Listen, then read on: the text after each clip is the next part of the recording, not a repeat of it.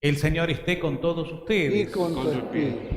Evangelio de nuestro Señor Jesucristo según San Marcos. Gloria a ti, Señor.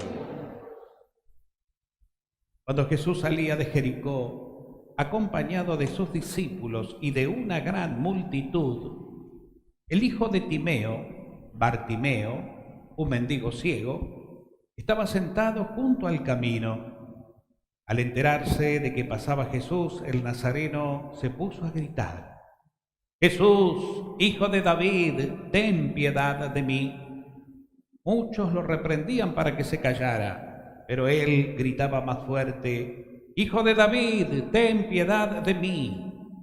Jesús se detuvo y dijo: Llámenlo. Entonces llamaron al ciego y le dijeron: Ánimo, levántate, él te llama. Y el ciego, arrojando su manto, se puso de pie de un salto y fue hacia él. Jesús le preguntó: ¿Qué quieres que haga por ti? Él le respondió: Maestro, que yo pueda ver. Jesús le dijo: Vete, tu fe te ha salvado. Enseguida comenzó a ver y lo siguió por el camino. Palabra del Señor. Gloria a ti, Señor Jesús. Tomamos asiento. Bueno, muy queridos hermanos en el Señor, estamos ya hoy celebrando el 30º domingo de este tiempo durante el año. Les recuerdo, como siempre, que este tiempo durante el año, que es un ciclo del año litúrgico, tiene un total de 34 domingos. Ya estamos en el número 30, me quedan 4 domingos para ya finalizar el ciclo con la gran solemnidad de Cristo Rey, que al poner fin a este ciclo o este año litúrgico dará lugar a un nuevo año con el tiempo del Adviento, que nos ayudará a preparar la Navidad. O sea, fíjense cómo el tiempo pasa rápido y ya estamos casi a fin de año, por así decirlo, ¿no? Y a medida entonces que vamos llegando al final, vamos a ir entendiendo, que escuchamos con atención el Evangelio y sobre todo cuando escuchamos el Evangelio, lo importante es escucharlo y tener memoria. O sea, que no lo escuchemos aquí solamente, sino que realmente podamos llevar por lo menos la idea fuerte del Evangelio a casa y en la semana seguir como rumiándola en nuestra oración, en nuestra reflexión personal. Entonces nos vamos a ir dando cuenta que el Señor va, como digo yo, hilando más fino. Es decir, quiere llegar más a lo profundo. La palabra de Dios en general, toda la Biblia, no la tenemos que tomar literalmente, ¿no? Ustedes ya lo saben, sino como se suele decir, como teologías narradas, es decir, como experiencias espirituales del pueblo que luego son escritas con una interpretación del autor sagrado, por supuesto iluminado por el Espíritu Santo, para dar a entender al pueblo, a los oyentes, cómo es la obra de Dios, a través de imágenes, a través de signos, inclusive a través de mitos, si quieres, sobre todo en el Antiguo Testamento, como por ejemplo el relato de la creación del Génesis, de Adán y Eva, y de detalles, que no son más que detalles narrativos que buscan ir a lo profundo. Y es ahí donde nos quiere llevar el Señor. Por eso tenemos que escuchar, leer y meditar la palabra de Dios siempre invocando al Espíritu Santo, que sea Él quien con sus dones de entendimiento, de sabiduría, de ciencia sagrada, nos ayude a penetrar y a poder sí interpretar desde lo que Dios nos quiere decir a todos y a cada uno, y no simplemente desde lo literal, ¿no?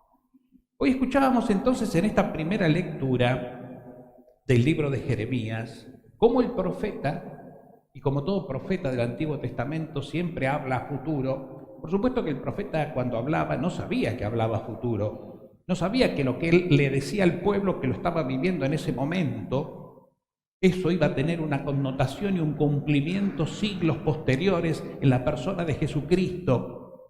Es decir, cuando llegara el momento central y definitivo de la salvación, cuando el Hijo del Hombre fuera enviado y la palabra de Dios se hiciera hombre como nosotros, para poder enseñarnos y cumplir todas las promesas, que en definitiva los profetas hablan y dan respuesta en el presente a su pueblo, pero esa fuerza, como viene de Dios, pues se proyecta como un eco hacia el futuro.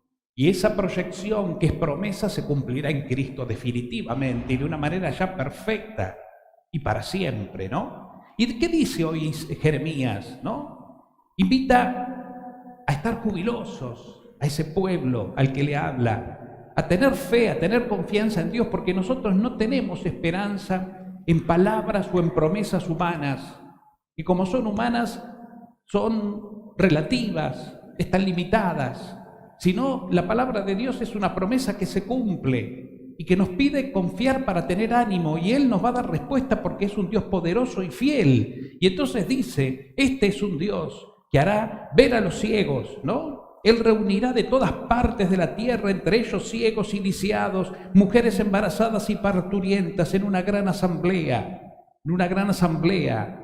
y los que parten llorando volverán llenos de consuelo. Él los conducirá a torrentes de agua fina, de agua buena, y los llevará por caminos llanos, ya no tropezarán, porque Él es un Padre para Israel. ¿Ven? Esas hermosas promesas de confiar que a pesar de las miserias, de las limitaciones que todos de alguna manera tenemos, de una forma o de otra, sean físicas, psíquicas o espirituales, eso tendrá respuesta y que hay que confiar en Él, en el único que puede sanarnos, que puede darnos la luz ante la oscuridad, que puede darnos la soltura cuando nos cuesta andar, nos cuesta caminar en la vida, ante los obstáculos que nos ponen, ante las dificultades que se presentan, ante las ingratitudes y amarguras que hay que enfrentar y saborear injustamente a veces. El Señor está, nos comprende y nos conoce. No tengas miedo. El hombre te puede no comprender, el hombre te puede juzgar, el hombre te puede malinterpretar. Ya vemos en las convivencias humanas cómo lamentablemente ahí se quiebran las relaciones por las agresiones, por las faltas de respeto al otro, por los egoísmos, los individualismos y las búsquedas de propios intereses que para conseguirlos hacen a un lado y lastiman cualquier cosa y patean los valores más profundos y verdaderos. Eso es una realidad vigente en todos los estamentos de la sociedad y en la historia de la humanidad inclusive. Pero Dios está atrás de todo eso y nosotros tenemos que ir a las promesas de Dios, no de los hombres, como les dije. Y las promesas de Dios son estas que hoy en la primera lectura escuchamos de labios de Jeremías, pero que en definitiva son palabras del Espíritu Santo, ¿no? Y por eso entonces en el Salmo decimos: grandes cosas hizo el Señor por nosotros, grandes cosas. Y ciertamente, sobre todo nosotros, piensen que el Salmo fue escrito en la época del Antiguo Testamento, varios siglos antes de Cristo. Y nosotros hoy tenemos la gracia de poder leerlo, rezarlo como una alabanza 2000 años después de que llegó el Salvador, de que ya la promesa fue cumplida. Entonces lo podemos rezar con otra dimensión, no como lo rezaban los antiguos judíos, sino con la certeza de que realmente esto está cumplido en todos y en cada uno. Por eso decimos: grandes cosas hizo el Señor por nosotros. ¿Y de qué grandes cosas hablamos? ¿A qué se refiere el Salmo? ¿Qué decíamos recién respondiendo a cada estrofa cuando escuchábamos quién nos lo leía? Y las cosas de habernos resucitado con el Señor. El bautismo nos trajo grandes cosas, las cosas que nada ni nadie nos pueden dar, porque el bautismo fue un nuevo nacimiento. El bautizado en la fe en Jesucristo ha vivido en su propia vida interior la gracia de haber sido renacido a la vida nueva de los hijos de Dios.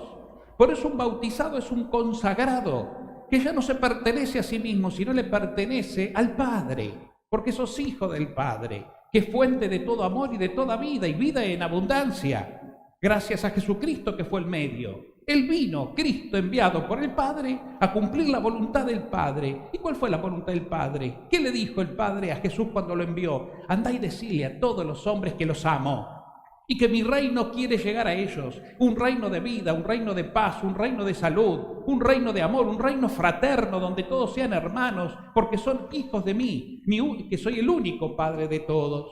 Anunciales eso, Jesús. Andá, yo te envío. Anunciáselos. Y ojalá lo crean, pediles que tengan fe. Y justamente Jesús insiste con eso, tengan fe. Y esa fe da como consecuencia las gracias del Señor.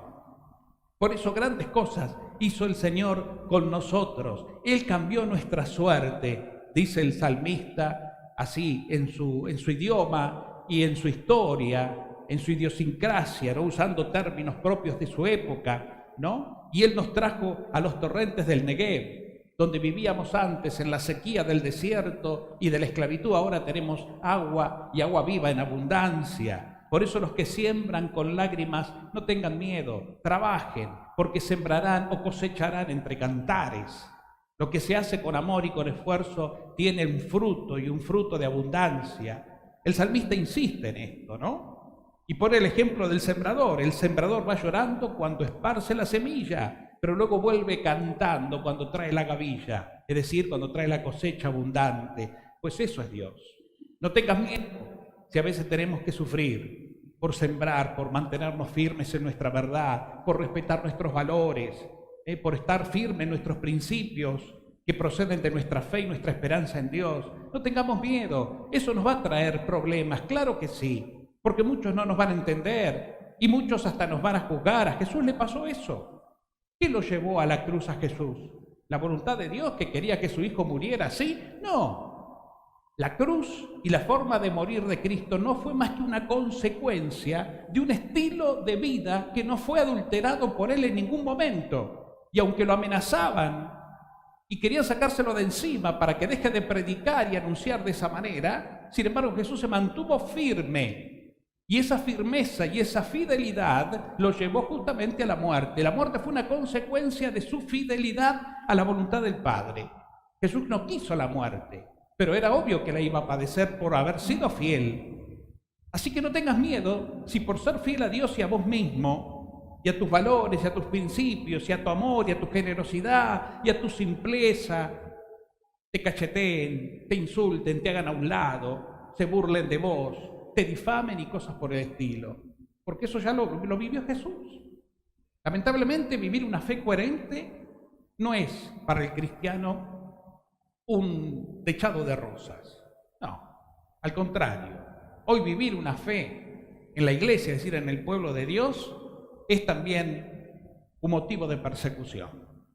No será una persecución cruenta, una persecución como en otros lados o en otras épocas donde los mataban literalmente por ser cristianos, pero sí hay otro tipo de persecución. La persecución ideológica, la persecución de la burla, la persecución de los dobles sentidos, la persecución de un montón de situaciones que a veces lo que buscan es desanimarnos, hacernos creer que no estamos en el buen camino, hacernos creer que el mundo tiene la razón, de sentirnos defraudados, porque a veces inclusive el ser cristiano te deja solo, o el tratar de servir a Dios como podemos, con nuestras limitaciones, también te deja solo. Aún de los más cercanos que tenemos a veces, de los que más se supone nos tienen que acompañar porque hablan el mismo idioma que nosotros aparentemente, te dejan solo. Y eso es doloroso, claro que es doloroso, pero no tengas miedo. Fíjense, esto es sembrar, a veces con lágrimas, para después poder cosechar con alegría. El Señor es fiel. En la segunda lectura de la carta de Pablo la carta a los Hebreos, ¿no? Hoy se toca el tema de los sumos sacerdotes, ¿no? Según el entender de cómo eran los sacerdotes del Antiguo Testamento. Los sacerdotes del Antiguo Testamento respondían al culto de los judíos. Eran ofrecer sacrificios, porque un poco de ahí venía la fe y la tradición que nace con la Pascua. Como Dios les dijo a los judíos que tenían que recordar la Pascua, es decir, la salida de la esclavitud, del poder de los egipcios, hacia la libertad y hacia la tierra prometida. Bueno, todos los años tenían que reunirse y celebrar esa Pascua ofreciendo un animal, que era el cordero, que se inmolaba, se lo ofrecía a Dios y luego se compartía para celebrar así en comunidad, ¿no? Entonces los sacerdotes venían de familias sacerdotales, como la tribu de Leví y de otros más, Aarón y demás. Y entonces el autor de esta carta hace referencia a ese sacerdocio, que en definitiva es un sacerdocio como misión, pero que también luego en Jesucristo será un sacerdocio bautismal y real. ¿Qué significa? que todo cristiano, por venir de Cristo y ser configurado con Cristo en el bautismo, también es un sacerdote, el pueblo sacerdotal, que tiene una misión. Si el sacerdote ofrece, y Cristo nos enseñó que ya no ofrecía él sacrificios de animales, sino él era el que se ofrecía como víctima. Si Cristo se ofrece como sacrificio para salvar a todos, el continuador, que es el cristiano, la cristiana bautizada, también tiene que ofrecer su vida sacerdotalmente, en el servicio, en la alegría, por medio de la fe, de la esperanza y del amor comprometido. Aunque eso a veces, como decimos, sea un sacrificio literal porque te traiga dolor, pero no importa. Entonces, el sacerdocio es una prolongación bautismal que después, en algunos hombres, sí, se da como una vocación particular para un ministerio, que es el sacerdocio ministerial. Pero que este sacerdocio ministerial que ejercemos algunos, desde este lado, es porque se nos llama desde el sacerdocio del pueblo. Y un sacerdote ministro no tiene sentido en este lugar si el pueblo no está allí, para junto con él que preside, celebrar todos, en este caso, el misterio de la comunión, el misterio eucarístico, como lo hacemos cada domingo. Por eso, juntos, unidos en la misa, alrededor de la mesa del altar, renovamos, repetimos, actualizamos la entrega de Jesús por nosotros. Cada domingo y cada misa es renovar la Pascua de Cristo, que se entregó, murió y resucitó, y se nos da como alimento. Y de eso participamos todos, todos. Si hay un sacerdote celebrando misa, es porque hay un pueblo celebrando con él. Si no, no hay sacerdocio que tenga sentido. Y hablando de sacerdotes, justamente, el autor incursiona en la vida de los sacerdotes, de todos, del real y del ministro, como hombres frágiles, que tienen que ofrecer sus sacrificios también. Ese sacrificio eucarístico, en este caso, que lo hacemos para reparación, que lo hacemos para que nos entreguemos juntos a Cristo, reconociendo nuestras miserias, limitaciones y pecados. Y que juntos celebramos de esa manera, notablemente, la gran misericordia de Dios, que más allá de nuestras limitaciones nos ama y quiere que nosotros nos amemos. Cristo dirá de una manera tan clara: miren, los demás se darán cuenta que ustedes son mis discípulos en la medida en que estén unidos y se amen. Si ustedes no están unidos y no se aman, la gente no les va a creer, y tienen razón. Entonces, esta oportunidad de celebrar la Eucaristía nos lleva a esto, a renovar nuestra fidelidad en el amor común. Por eso, si hay algo que tiene como centro la celebración eucarística, es la comunión. Eucaristía, dar gracias. Comunión, estar en común unión con Cristo y entre nosotros. Hermanos queridos, hay momentos difíciles en esto de ser sacerdote y en esto de ser cristiano, comprometido a pesar de nuestras debilidades. En este momento de mi vida, y yo les quiero ser sincero, no estoy pasando un momento grato a nivel comunidad. Hace ya un tiempo, personas de la comunidad, por razones muy personales, para conmigo, se han ido de la comunidad, y yo sé que muchos de ustedes lo saben, han regado y están regando difamaciones hacia mi persona. Difamaciones muy duras, muy tristes, que no tienen asidero, porque brotan de un resentimiento, si se quiere, personal, por no haber conseguido lo que buscaban. Vinieron aquí a trabajar, pero no para Cristo, sino para sí mismos. Y han sembrado, como no consiguieron lo que buscaban, lamentablemente, a partir de una situación personal, la han hecho comunitaria para buscar difamar. Es como decir, bueno, me voy a vengar. Y me voy a vengar a la persona del cura, buscando inclusive hasta si es necesario que lo saquen de la comunidad, para mostrar que nosotros tenemos poder y razón. Yo me pregunto por las actitudes, y lo digo porque sé que muchos de ustedes lo habrán escuchado de una u otra manera, porque yo también he escuchado gente que me ha venido buenamente a hablar de este tema. Lo que están buscando en definitiva es quebrar. Si hay espíritu cristiano, por más conflicto que pueda haber con una u otra persona, el espíritu cristiano me tiene que llevar a mí a hablar de frente y con amor. buscando el Evangelio. Y el Evangelio una y otra vez nos habla ¿de qué? De la misericordia, de la bondad, de cuidar y salvaguardar a los pequeños y no escandalizar a los pequeños. Yo no tengo derecho, por un problema que pueda tener con alguien, ir a hablarle a un tercero, pequeño, inocente, santo, mal de alguien. Porque lo estoy lastimando a él y estoy lastimando más a la persona a quien no quiero, más que a la persona a quien yo no quiero. Estoy lastimando a la comunidad. Porque hay entredichos, porque la comunidad se divide, porque hay preocupaciones, porque hay dolores, porque se generan dudas de una u otra parte, porque nos mete en un clima oscuro de división que debilita la fe. Entonces esas personas que actúan de esa manera no están buscando la verdad ni del Evangelio, se están buscando a sí mismos. Más de una vez han tenido la oportunidad de sentarse a hablar y a buscar la verdad y nunca han querido encontrarla, porque detrás de todo diálogo siempre aparecía una demanda, un reproche, una búsqueda de reconocimiento de lo que ellos pretendían. Y yo no puedo bailar al compás de algunos pocos, porque yo estoy para todos, con mis luces, con mis sombras, con mis debilidades.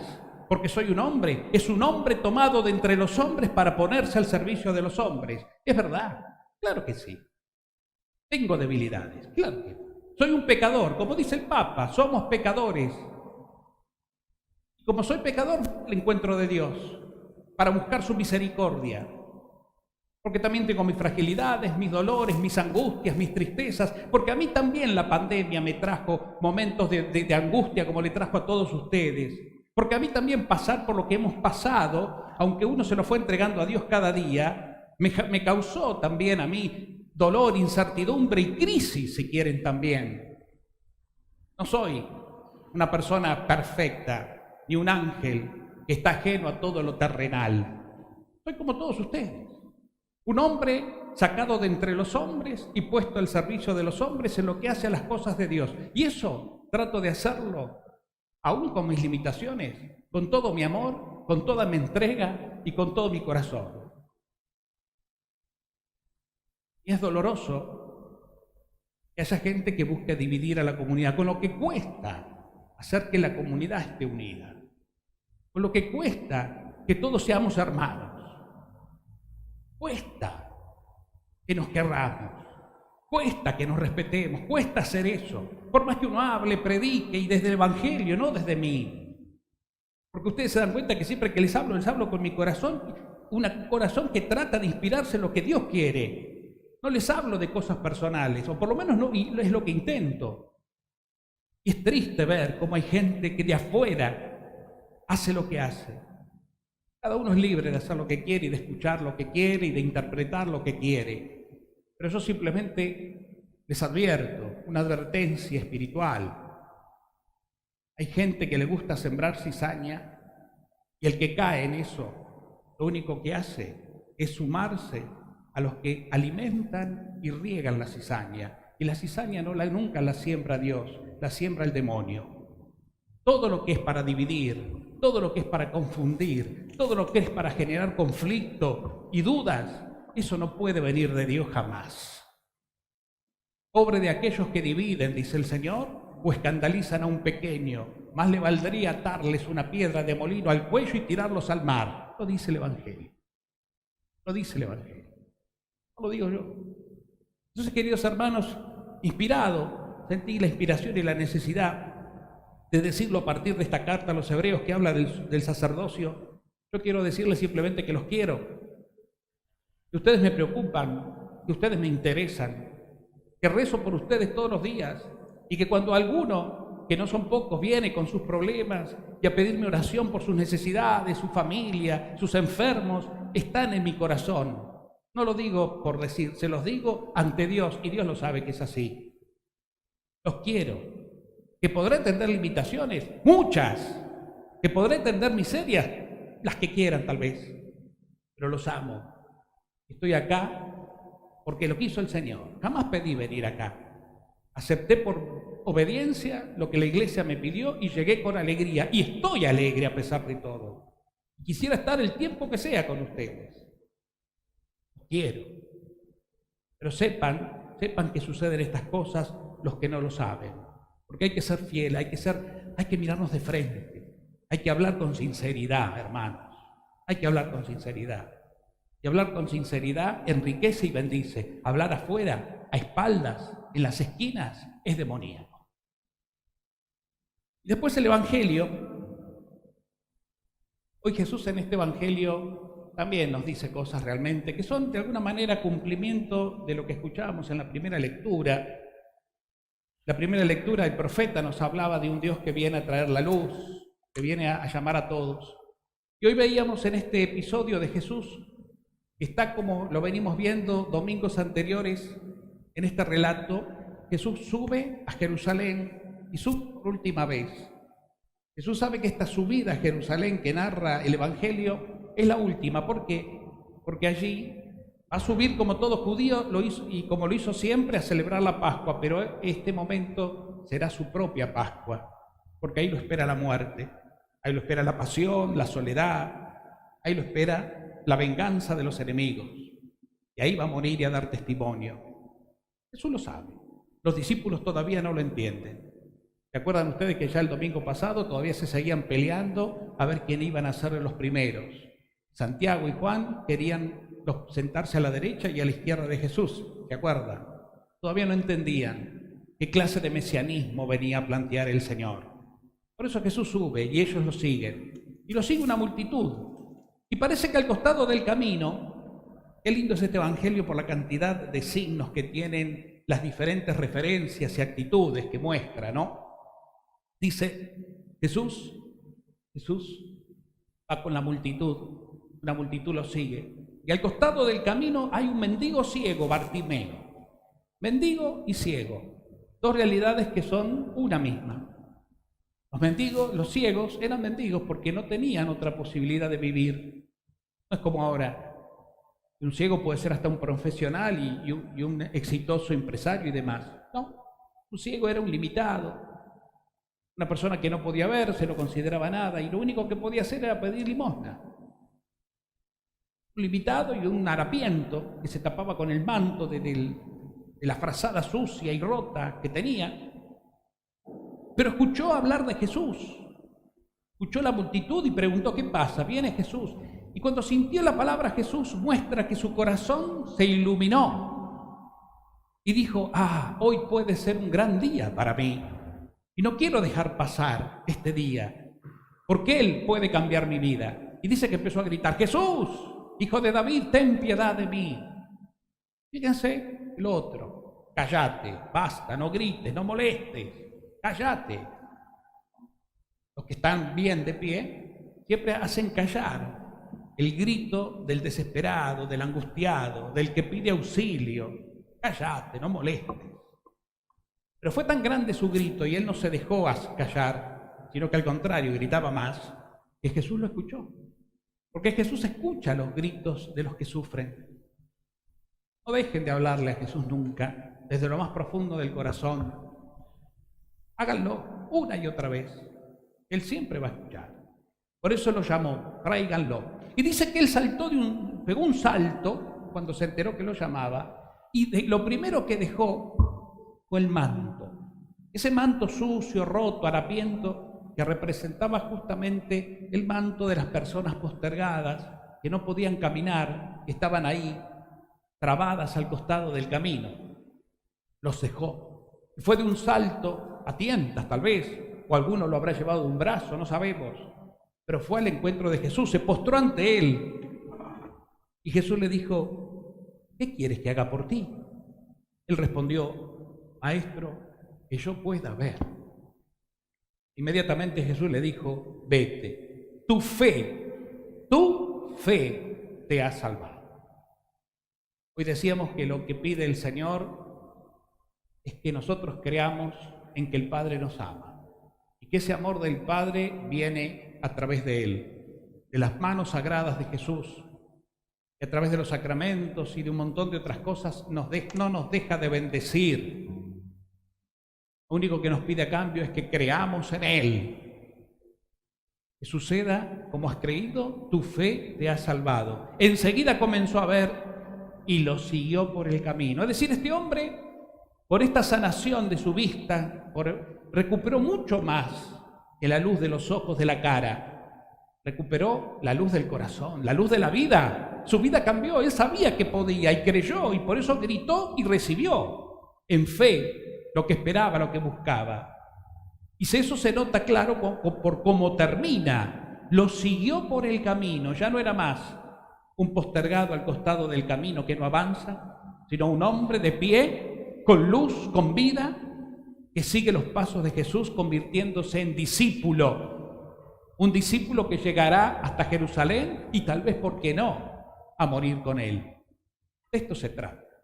Hoy Jesús nos quiere llenar de esta luz que ya está en nosotros por el bautismo y por la gracia del Espíritu Santo que vive en todos. En fe, dejemos que esa luz nos ilumine, que ilumine nuestras oscuridades, nuestras tinieblas, nuestras tristezas.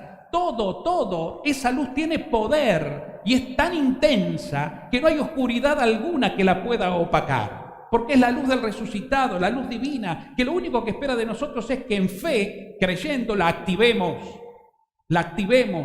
¿Tenemos con qué? Porque tenemos el Espíritu Santo, tenemos los dones, las gracias, tenemos a la Virgen, tenemos a los santos que son hermanos nuestros, amigos que nos acompañan desde el cielo, tenemos los ángeles que nos han sido dados para cuidarnos y guiarnos. No nos falta nada espiritualmente hablando. No le tengamos miedo entonces a las limitaciones que como humanos o por vivir en un mundo como este tan imperfecto tenemos que padecer. Nada de eso va a superar jamás la luz y el poder de Jesucristo que vive en nosotros.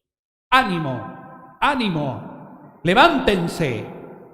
Nos llama el Señor como a Bartimeo. ¡Ánimo! No te quedes tirado, no te quedes a un costado, no te quedes con los brazos caídos.